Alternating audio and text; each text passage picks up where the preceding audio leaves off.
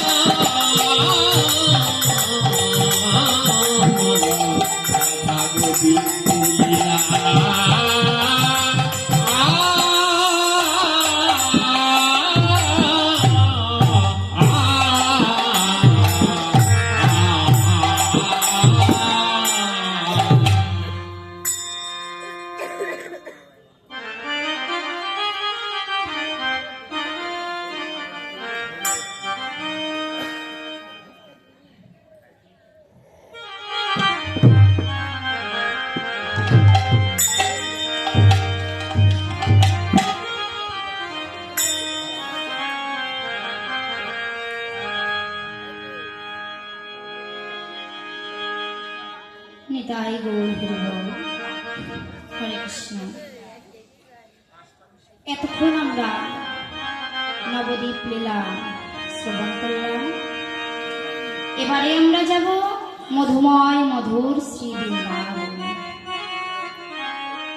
মধুময় মধুর বৃন্দাবনে যেতে কি করতে হয় মা? কি করতে হয়? বৃন্দাবনের মানুষ কি করে? কার জয় দেয়? শ্যামসুন্দরের, রাধারানী। তা আমরা সকলে রাধারানীর জয়গান গাইতে গাইতে বৃন্দাবনে যাব। একবার রাধে বলে দুটি বাহু তুলে চল না যাই মধুর বৃন্দাবনে।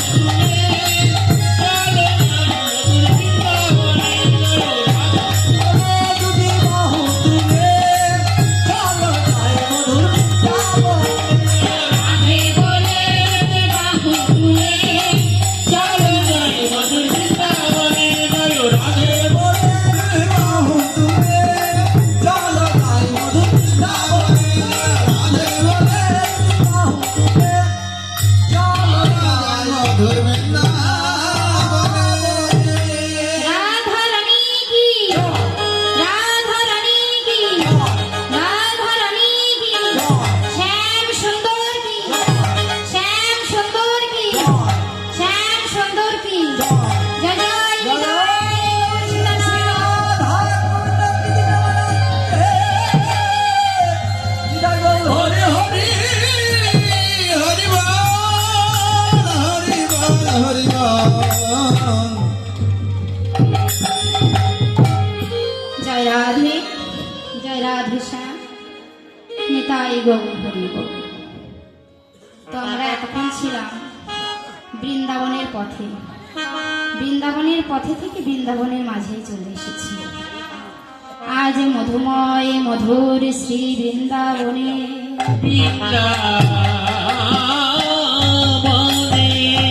আমার শ্রী গোবিন্দ ও শ্রীমতী রাধারানী সারা নিশে লীলা করে নিকুঞ্জ ভবনে শয়নে ছিলেন।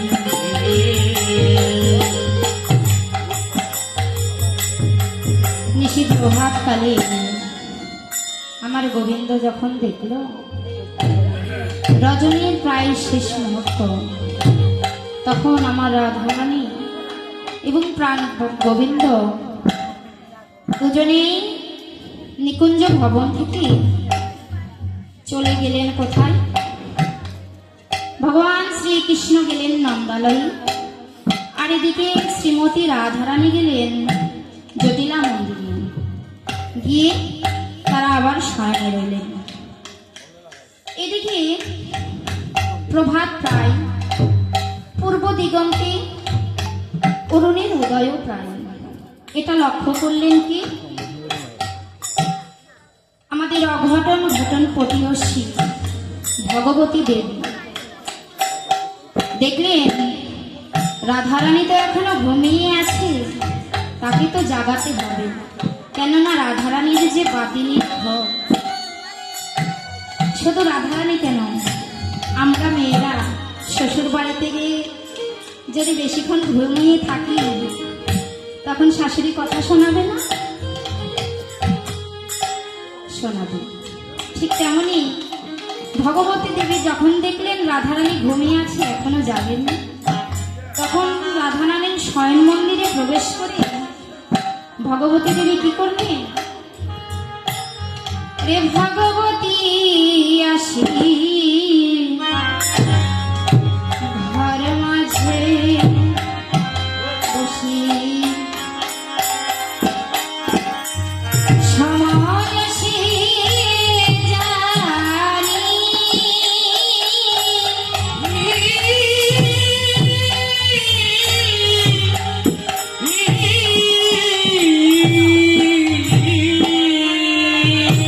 হরি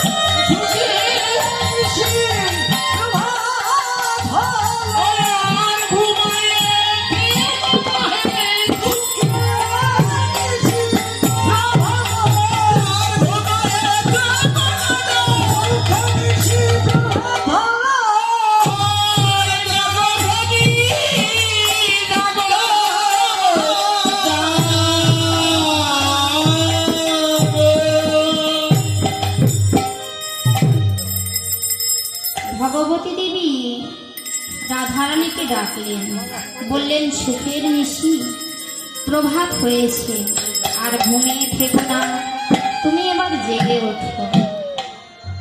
এই বলেই যখন গায়ে হাত দিয়েছে তখন রাধারানী চমকে উঠেছে। কেমনি ভাবে? চমকি উঠিল ধ্বনি, থর থরি কাঁপিছে।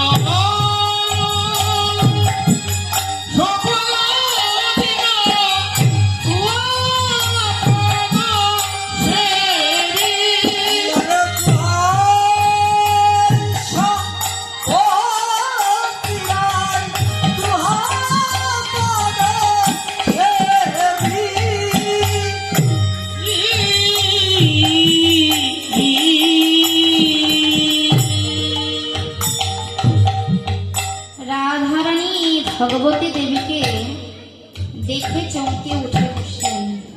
বসে কি করলেন? একখানা প্রণাম করলেন। এখানে আমাদেরকে সকলকে শিক্ষা দিলেন যে গুরুজনদের দেখলে সর্বপ্রথমে প্রণাম করতে হয়, এটাই শেখালেন। আজকাল তো আমরা প্রণাম করাটা ভুলেই গেছি। যারা গুরুজন মানিজন তাদেরকে দেখলে আমরা কি প্রণাম করি না। তাই রাধারানী এখানে আমাদের শিক্ষা দিলেন যে গুরুজন, যারা গুরুজন তাদের দেখা মাত্রই তাদের চরণে একটা প্রণাম নিবেদন করবে। তাই ভগবতী দেবীকে দেখে রাধারানী প্রণাম করলেন। এদিকে অদূরে দাঁড়িয়ে শেখর দাস কহি কবি শেখর শুন সুকুমারী,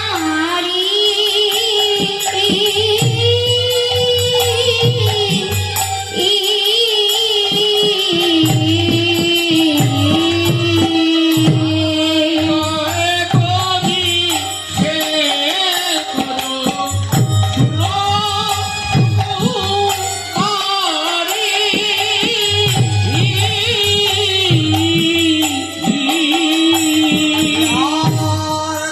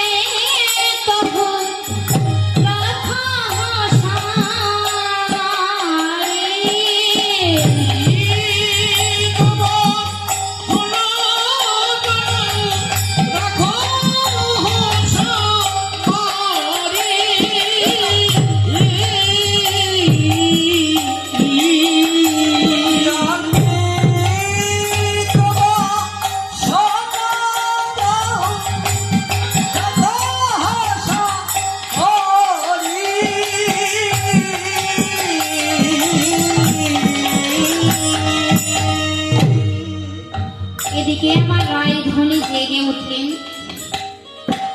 ভগবতী দেবী রায়ধনীকে জাগালেন, জাগিয়ে আবার লক্ষ্য করলেন নন্দালয়ের দিকে। দেখলেন ওদিকে তো আমার গোবিন্দ শয়নে আছে, তাকেও তো জাগাতে হবে। তাই ভগবতী দেবী দেরি না করি চলে গেলেন আবার নন্দ ভবনের দিকে। গিয়ে আমার গোবিন্দকে জাগাতে লাগলেন। কেমনি ভাবে? ভগবতী আসি ঘর মাঝে বসি, ভগবতী আসি ঘর মাঝে বসি, ভগবতী আসি ঘর মাঝে বসি, ভগবতী আসি ঘর মাঝে বসি, শয়ানে দেখিয়া কান, শয়নতে বিরাজা, শয়ানে দেখিয়া কান, শয়নে দেখিয়া কান, আই হাত দিয়া তারে জাগাইয়া, আয় হাত দিয়ে তাহারে জাগাইয়া, হাত দিয়া তারে জাগাইয়া, আয় হাত দিয়ে তাহারে জাগাইয়া, করাইল সাবধান, করাইল সাবধান, করাইল সাবধান, করাইল সাবধান, ওঠো ওঠো প্রাণ গোবিন্দ, ওঠো ওঠো প্রাণ গোবিন্দ, ওঠো ওঠো প্রাণ গোবিন্দ, ওঠো প্রাণ গোবিন্দ, আর ঘুমিয়ে থেকো না হে, ওঠো ওঠো প্রাণ গোবিন্দ। আর ঘুমাইয়ে থাকো না রে, ওঠো ওঠো প্রাণ গোবিন্দ। ভগবানকে ডাকলেন। ভগবান ভগবতী দেবীর কথা শুনে গোবিন্দ জেগে উঠলেন। জেগে উঠে জেনা দর্শন করলেন। অনি সত্তরে উঠিয়া তাহারে বন্দিয়া, তরে উঠিয়া তাহারে বন্দিয়া, তরে উঠিয়া তাহারে বন্দিয়া, তরে উঠিয়া তাহারে বন্দিয়া, কচলে হাতে, আর নয়ন কচল হাতে, নয়ন কচলে হাতে, আর নয়ন কচল হাতে, আশিস পাইয়া বাহির হইয়া, আশিস পাইয়া বাহির হইয়া, আশিস পাইয়া বাহির হইয়া, আশিস পাইয়া বাহির হইয়া, মিলিল সখার সাথে, আর মিলিল সকাল সাথে, মিলিল সখার সাথে, মিলিল সকাল সাথে, কাজ গণ করিয়া যত্ন, গান করিয়া নতুন, কাজ গণ করিয়া যত্ন, গান করিয়া নতুন, খোয়াইল মুখ চাঁদি, কইলাম মগতারি, দেখিয়া বদন মরয়ে মদন, দেখিয়া বদন ভরে, দেখিয়া বদন মরয়ে মদন, দেখিয়া বদন ভরে বাদল, করে করিয়া কাঁদে, আমরে করিয়া কাটে, করে করিয়া কাঁদে, আমরে করিয়া কাটে, মোহন মোহন না যায় বাহন, মোহন মোহন মাগায় কখন, মন মোহন না যায় বাহন, মোহন মাগায় কখন, আনন্দে কুল গায়, আকুল গায়, শেখর যতনে কহয়ে গোপনে, যতনে কহে যাপনে, শেখর যতনে কহয়ে গোপনে, যতনে কহে যাপনে, পথে আসিবে রায়, আসিবে রায়, পথে আসিবে রায়, এ পথে আসিবে রায়, ভাবনা করো, ভাবনা করো, ভাবনা করো, ভাবনা করো, বসে বসে ভাবনা করো, বসে বসে ভাবনা করো, হলেও দেখা হতেও পারে, বসে বসে ভাবনা করো, হলেও দেখা হতে পারে, বসে বসে ভাবনা করো, শেখর যতনে কহয়ে গোপনে, যতনে কহে যাপনে, পথে আসিবে রায়, এ পথে আসিবে রায়, এ পথে আসিবে রায়।